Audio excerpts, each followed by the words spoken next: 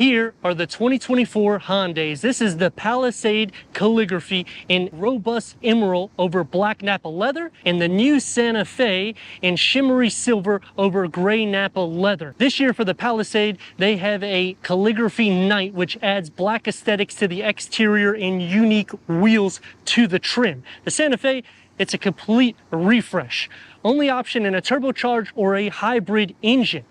Now standard with the third row, and you can increase clearance by 0.3 inches more than the Palisade as a standard variant. Which one's going to be better? I'm Anthony from Hawkeye Rides, and I'm going to go over the pros and cons, the problem that I have with both variants and comparable rivals. Starting with the refreshed Santa Fe, projected LED headlights and daytime runnings. The daytime runnings has a new H design that integrates into the light bar with the gloss black elements, new flat badging, and it's going to be in the matte black because this is the Calligraphy trim. When you go down the trim, it'll be a satin aluminum. The lower gets an active grille shutter, and yet again getting the gloss black elements that's going to highlight, and it still more or less projects a large H with 7 inches of clearance, standard 8.3 when you go into the XRT trim. As for the Palisade, LED headlights and daytime runnings that integrate into the satin aluminum, and it's going to more or less take over the whole front fascia.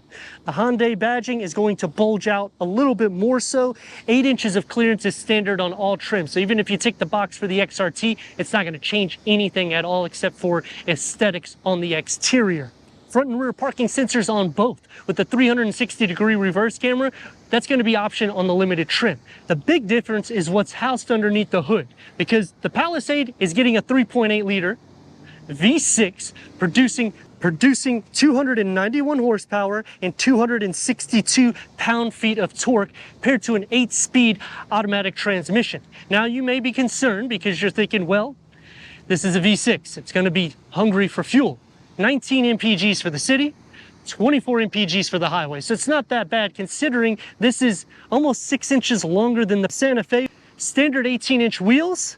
The XRT raises to a 20-inch wheel. The Calligraphy will get a unique 20-inch wheel, and the Calligraphy Night will have its own unique wheel as well, with C-structure integrated turn signals on the side view mirror caps. And we have the blind spot view monitoring, which uses the cameras on the side view mirror that will show on the gauge cluster when you're turning your signal, so you can see everything from the back. The Santa Fe will receive the same feature, and that will start on the limited trim for both of the vehicles. The gloss black elements are going to house the fenders and the lower skirt and around all the window trim, because this is the Calligraphy. If you option it with all-wheel drive, you'll have the little hidden handle here, in which you can climb up using the tire to put 220 pounds on top of these raised roof rails, which is the same weight that you can put on the Palisade. Now the engine option is a 2.5-liter 4-cylinder turbocharge, producing 277 horsepower and 311 pound-feet of torque paired to a 8-speed dual wet clutch automatic transmission. Now you may be thinking, well, this is a 4-cylinder turbo, it's got to get better MPGs. Well, this is front-wheel drive. We're getting 21 mpgs for the city and 29 mpgs for the highway. So it's not a significant difference, and because this is front-wheel drive, 3,500 pounds of towing, the XRT will be standard in an all-wheel drive, which maxes at 4,500 pounds, and any all-wheel drive configuration will be the same, whereas the Palisade will tackle up to 5,000 pounds of towing with standard LED tail lights. The Calligraphy is going to have the satin aluminum coming into the back with dual exhaust outlets exposed on one side, reverse parking sensors, and a digital rear view mirror, and that can be optioned on the limited trim. And the same thing will be optioned for the Santa Fe. So I like that they have integrated the trims relatively the same, because the price difference between the two is around $6,000. which you can see what you're getting as value for the Palisade. However, you're getting a lot of bang for your buck when you go to the Santa Fe. Standard LED H-style tail lights. The matte black will come into the rear with the flat badging because this is the Calligraphy. The lower will get the gloss black and the enlarged exhaust outlet that's exposed. Taking me to the problem with the new Santa Fe is they've increased the price where it makes the Palisade a little bit more attracting. But then the Palisade hasn't got the refresh like the Santa Fe. So if they would kind of blend the two and put that in the Palisade, I think this would be the best option because you're getting a little bit more capabilities. But if you're looking for something that is the best in class for pricing for a third row, because this is going to slot between two different variants for either Toyota or Honda, even going up to premium vehicles like Mazda, the Santa Fe is a no-brainer. Power liftgate for both the Santa Fe and on the Palisade, going into 14.6 cubic feet of storage behind the third row with a little bit of storage underneath here. Split fold the rear bench by pulling these levers at a 50-50 split. That's going to increase cargo to 40.5 cubic feet. You get a 12-volt charger. The home plug becomes exposed. And to fold down those captain seats, they'll go electronically in the back by 79.6 cubic feet, maxing, which is around 7 cubic feet more than the prior gen, going into the Palisade with 18 cubic feet behind the third row, which it's going to have a little bit more because it's nearly 6 inches longer. Underneath the floor gets a little bit more storage, and everything for the third row, push it electronically, it will move forward, giving us a 45.8 cubic feet of cargo capacity. And do the same thing for the captain's seats. And that's going to max cargo to 86.4 cubic feet with a 12-volt charger as well.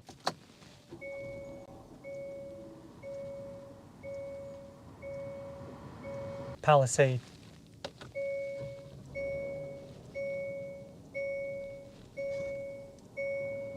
Santa Fe.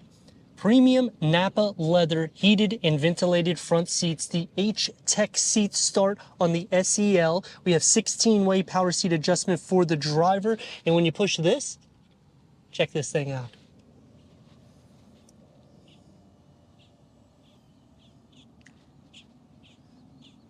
Now, obviously, you're not going to use this to drive, but if you're at a rest area, you can just relax. Memory for the driver. Palisade. 16-way power seat adjustment for the driver with ergo motion driver seat that goes only on the Calligraphy and the Calligraphy Night, as well as this quilted Napa leather that's going to be near the headrest. 12-way power seat adjustment for the passenger. Heated front seat starts coming on the SEL. Ventilated is an option. Memory is an option as well on the SEL. Headroom for the Palisade and leg space. The dashboard layout is going to be very similar to the Santa Fe. It's just this is picked up where the Santa Fe will be mounted lower. Headroom for the Santa Fe and leg space. It's going to be a little bit more opened up, and a lot of that is because of the way this center cluster has been cleaned up. We don't have a lot of buttons. We actually have a touchpad, whereas on the Palisade, you still have a touchpad, but you actually have physical buttons to rotate the climate control as well as the driving mode select. And you push here, it'll open up and expand out to some more storage, or you can use it for cup holders. And the key fob for the Palisade.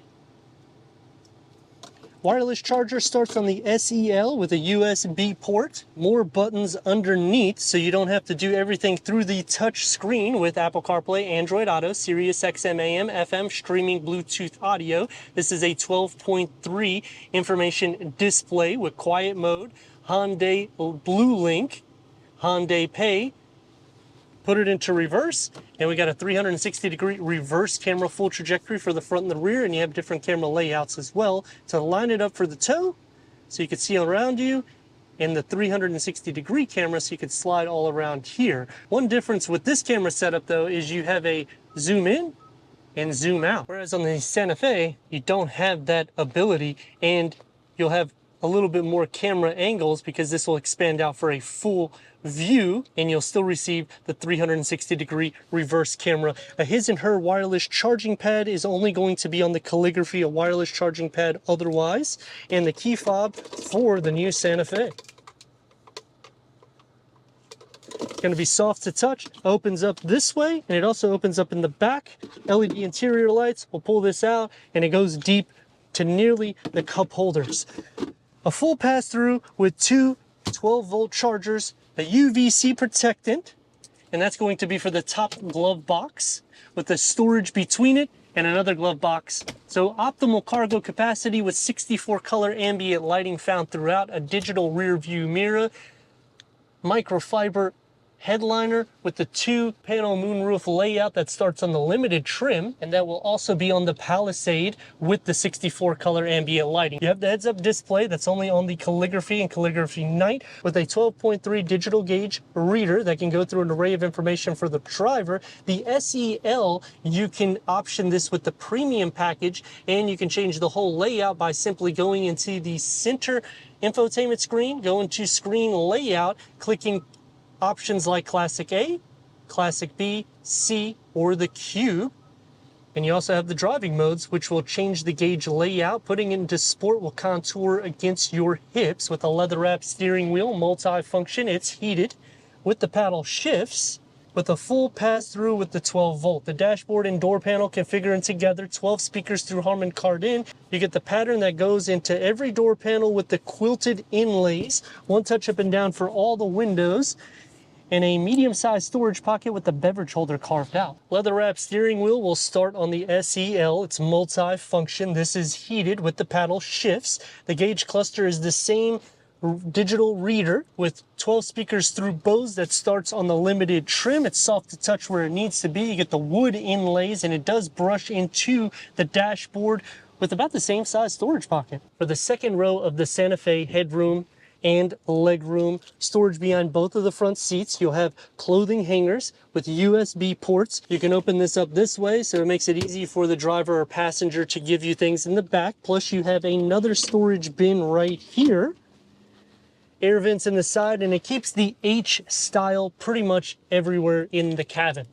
Manual sunshades start on the limited trim. The door panel is going to have the same materials found in the front with 3 cup or bottle holders, and their heated rear seats. The switch is going to be on the door panel. With power seat adjustment for the second row, but the headrest will not contour like it will on the Palisade. For the second row of the Palisade, headroom and leg room, and these seats adjust forward and backwards to give more space to the third row. Storage yet again behind both of the front seats with USB ports. Third climate control, heated, ventilated second row, 12-volt home plug. You get the quilted inlays. The door is going to have the manual sunshades, and the door panel is going to be the same found in the front with the quilted inlays and 3 cup or bottle holders that's found throughout with the aluminum mesh that's going to be around the grab handle. To go into the back, push the button here. It's going to slide forward and electronically move forward for you, so you can enter for 2 more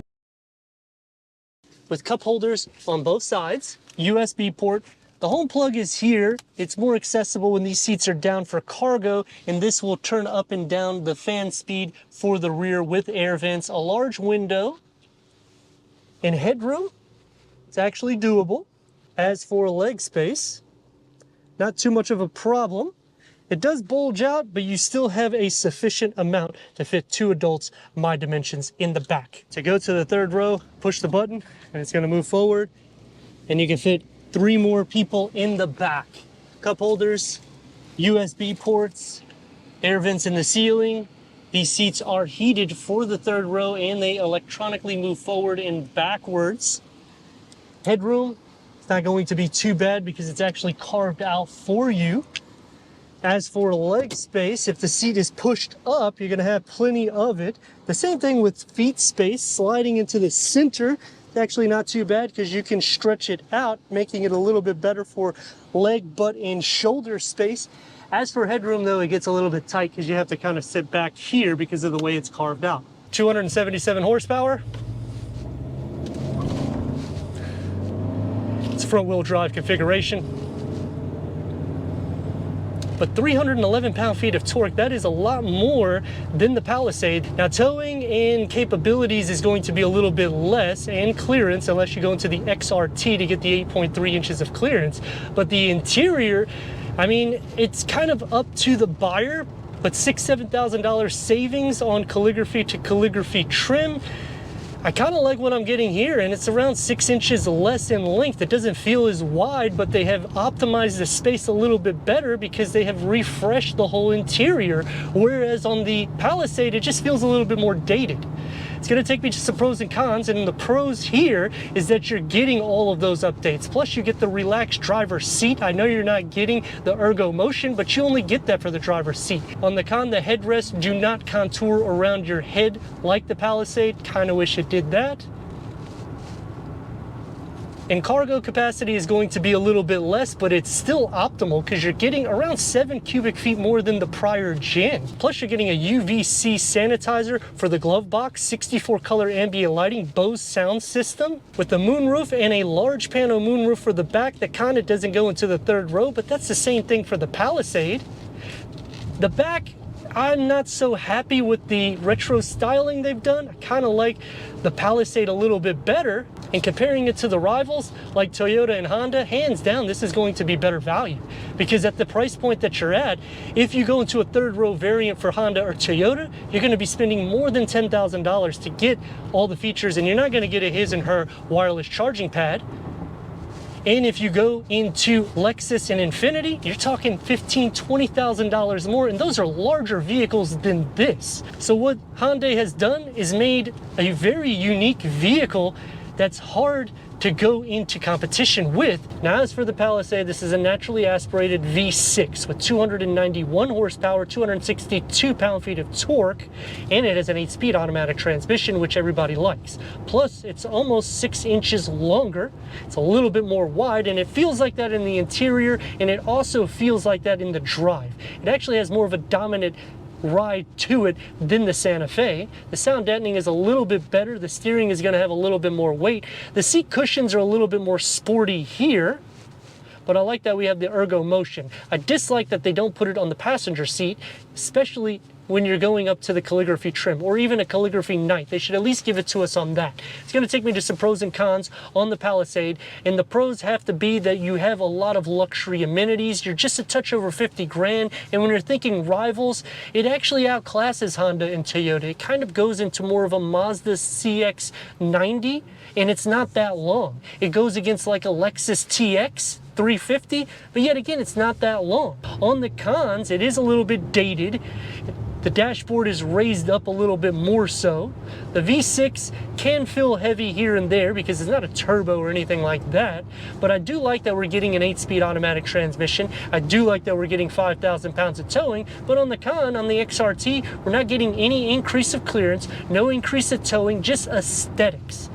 And you're even going to a smaller wheel. So there's really no point to even option that. I would just skip it, go to the limited trim to get some of the features of the Calligraphy, or just go up to the Calligraphy trims. As for competition, Toyota and Honda both are going to be more money than this, and these are both the top trims. So it is something to take in consideration when you're thinking which vehicle should I option, because you're getting more amenities here and a better bargain plus a better warranty that literally will be similar or even better than most luxury vehicles. But let me know your thoughts in the comments. And if you're new to the channel, consider subscribing. Check out the next video, merchandise, website, and Instagram. Leave a comment and a like. And I'd like to thank Gettle Hyundai for giving us these two 2024 Hyundais, the Palisade Calligraphy versus the Santa Fe Calligraphy, for our car comparison review.